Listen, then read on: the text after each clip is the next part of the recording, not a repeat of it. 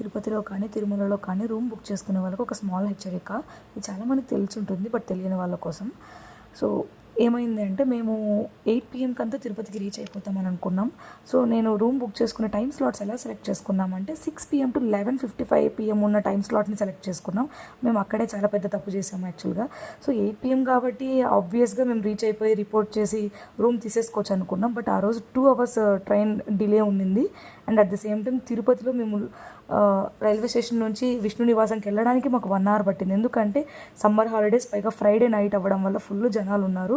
So ఈ 2 problems వల్ల మేము ఎగ్జాక్ట్ టైంకి రీచ్ అవ్వలేకపోయాము. మేము 12 AM అంటే 11:55 PMకి మా టైం స్లాట్ అయిపోతుంది. 5 minutes తర్వాత మేము రీచ్ అయ్యాము. సో వాళ్ళు మాకు రూమ్ ఇవ్వలేదు. మేము రైల్వే స్టేషన్ వాళ్ళ దగ్గర నుంచి కూడా లెటర్ తీసుకెళ్ళాం ట్రైన్ లేట్ అని, but no use. Customer care వాళ్ళతో కూడా మాట్లాడి చూశాను, వాళ్ళు చేతులు ఎత్తేసారు. సో బేసిక్గా ఆ రోజు మళ్ళీ వేరే రూమ్ తీసుకోవాల్సి వచ్చింది.